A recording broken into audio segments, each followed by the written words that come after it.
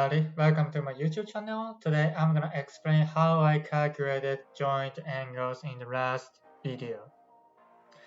In the last video, I just mentioned that I calculated joint angles by using inverse tangent. And the input argument of this inverse tangent function in MATLAB is determinant of two vectors and dot product of two vectors. It was just simplest explanation I could come up, and sometimes it's confusing how I did it or what's the calculation behind this line. So I just decided to make this video to explain what's the math behind, what calculation behind. Okay. So let's say, I just created as a demonstration XY position of each joint here. So if I just run this, or let me change it a little bit to make it much easier. So visualization is like this. So XY position of the hip, knee, and ankle, and try to calculate the angle between two vectors here. Okay? Very simple. So the first input argument is determinant of two vectors. And what's determinant of two vectors? So basically, determinant of two vectors is equal to the area of this square or rectangle based on these two vectors. Let me draw that. So here, sorry, I'm not the best drawer, but this is hip, this is knee, and this is the ankle. And if you just slide this vector right here, like parallel, and the same distance, and this vector right here, and the determinant of these two vectors output the area of this rectangle or square. Okay, and this is exactly equal to the magnitude of cross product of two vectors here. So I will explain another term, cross product. So the definition of cross vector is the vector perpendicular to this area, or I'll just say this area, and the magnitude of vector is equal to the area of this square or rectangle. So the vector pointing out of the screen or into the screen. Let me visualize by using the MATLAB. So I'm just going to add the axis here. So I put everything 0 here, so I don't manipulate the length of the original vector. Then I have to run this. And luckily, there is a function called cross, and it calculates cross product of two vectors. Or actually, it can output the XYZ position of cross vectors. So here, so XYZ position, and this cross function actually assume this knee position is 0, 0 position. So that's why x is 0 and y is 0. To visualize correctly, I have to shift this x0 and y0 according to the knee x and knee y. So from here to 3 steps in the x-axis and 3 steps in the y-axis. So that's what I did right here. So knee x, knee y, and z point of this cross product vector. Okay, then if I just run this, and just rotate 90 degrees around this vector. Then it gives this cross product vector here. And as you can see, the magnitude of or length of this vector is 4. It's negative 4 because this vector or this vector is pointing out opposite way. So if I just flip the vector, it gives positive value. So towards the positive value in the x-axis, z-axis. I'm sorry, but like I'm just talking about the length or like a magnitude, absolute length here. So it's 4. So if you remember, the area of this rectangle here is 4 as well because the base is 2 and height is 2. So 2 times 2 is 4. So exactly same as absolute length or magnitude of this cross product vector here. Okay, so in the end, determinant of two vectors and the magnitude of cross product vectors here is same. So I'm doing here is same as cross product of two vectors. Then why I use the determinant? Because this is 2D analysis. So I just put z axis value here, but original value is 2D. And the cross product needs the xyz position of the two vectors. So I cannot use cross product function in MATLAB. And that's why I use the determinant instead. But like it's same thing basically. So then what is the dot product? It's the second half of the calculation. So dot product is equal to, let me write this down again. So let's draw the same here. So hip, knee, and the ankle here. And let me project this vector to the baseline here.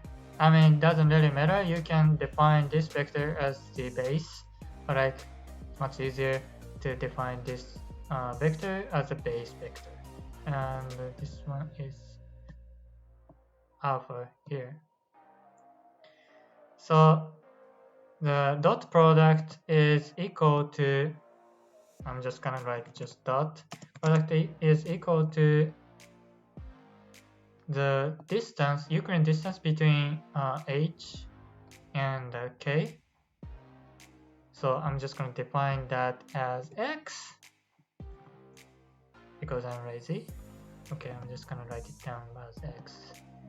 Okay, so this is x and this is y. So the dot product of two vectors is equal to the magnitude or length of x times the magnitude of y. So that's the dot product. In other words, dot product here is equal to the vector of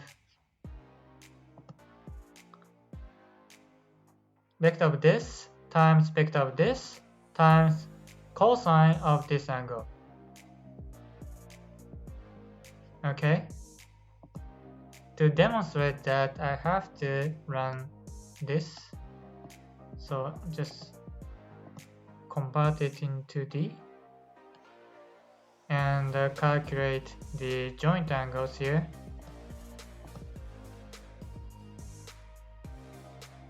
Okay, here. So the angle is negative 63 because I took the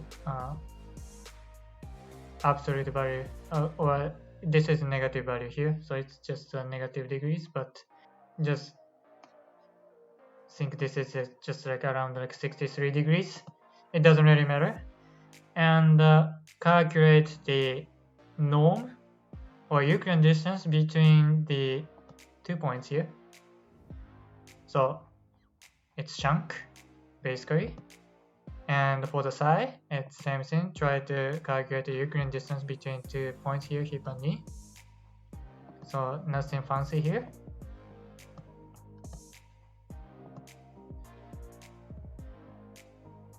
Okay, then dot product is chunk times psi times cosine of this angle. So this length times cosine of this angle. Okay, so that gives 2 here. Okay, then if I run this dot product function of 2 vectors here, it also gives 2 here. So this is equivalent. Okay, so for the cross product, interestingly, it's the chunk times psi times sine of the angle. That gives cross product. Okay, let me run this. It gives -4. So it's same as -4. So like you saw it before. So cross product, magnitude of cross product vector is 4. And this chunk times psi times sine of the angle gives also -4 or 4. Okay, it doesn't really matter at this point. Then, with that said, so let me define right here. So let's say vector chunk. Okay, chunk. I don't know how to put the dot mark here, so like I just put dot here, chunk and psi. So dot product of chunk and psi vector is equal to chunk times psi times cosine theta. Okay, and for the cross product, it's just cross here, sine here. Okay, so if I divide both sides by dot product, what you get is, so you divide this side is dot product, and you do the same thing the other side. So you divide this by dot product. Okay, like this. Then, as you can see, this value and this value is the same. So you can just cross out. So I'm just gonna cross out. And what's left is sine divided by cosine, which is equal to tangent theta.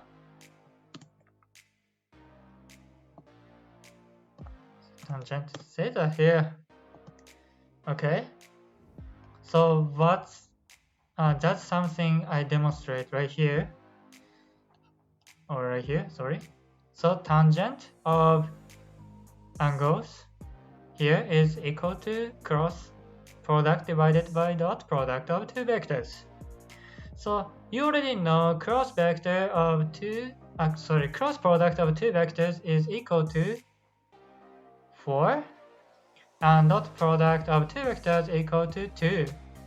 Okay, so 4 divided by 2 is 2. So then this calculation gives also 2. Okay, minus 2 because it's minus 4 from the cross product of two vectors, but yeah, it's okay.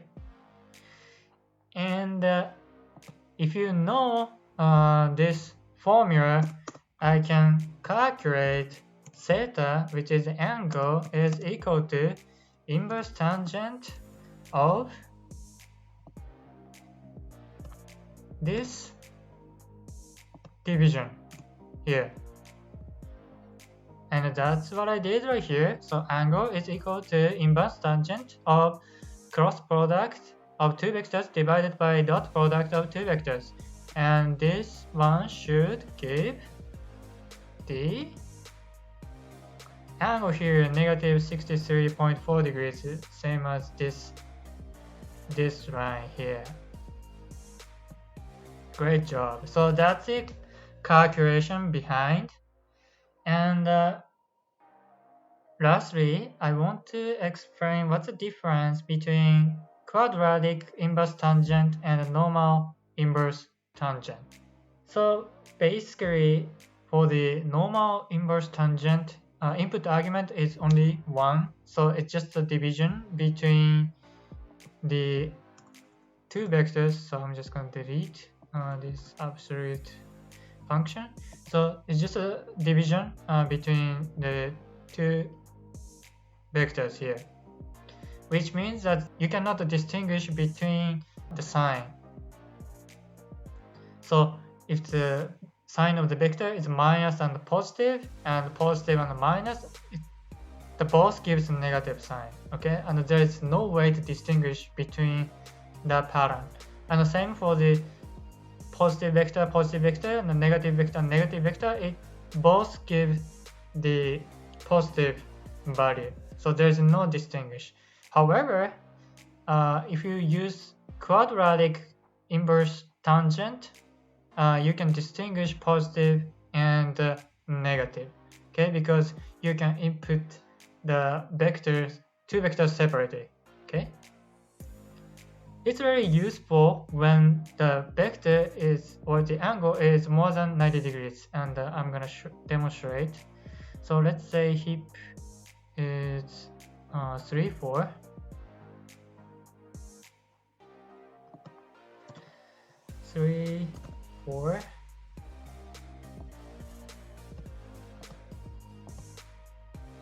This gives more than 90 degrees, obviously. And if I calculate the calculated angle by using quadratic inverse tangent, it gives 153 degrees, okay? So this degrees. However, if I use normal inverse tangent, it gives 26 degrees, which means that this angles. So if I just draw, what happened is that here, so hip, knee, and ankle, and I want to calculate this angle, but normal inverse tangent gives actually this angle here. So you have to use conditional statement like if statement and do the additional calculation, so 180 degrees minus this angle to get this angle, okay? So that's the difference between quadratic inverse tangent and a normal inverse tangent. And also this is very useful because if you think about hip angles, let's say you do the backswing.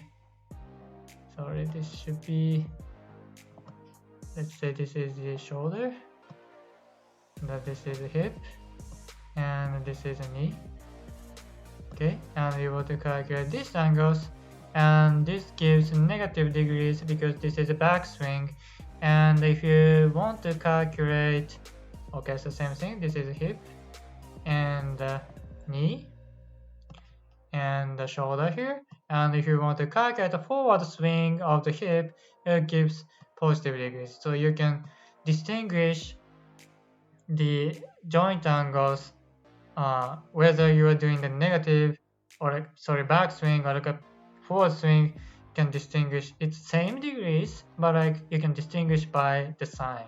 It's a negative or a positive. Okay, so that's the benefits of using quadratic inverse tangent, and I thoroughly explained what's the computation behind this line here. Okay, so probably I'm not the best drawer, and maybe there is something unclear, then please leave a comment, and I try to find other way to explain this. But yeah, otherwise, yeah, this is like what I can do at the best at this moment. And hope you enjoy and I hope you understand. And now it's clear. Then see you in the next video.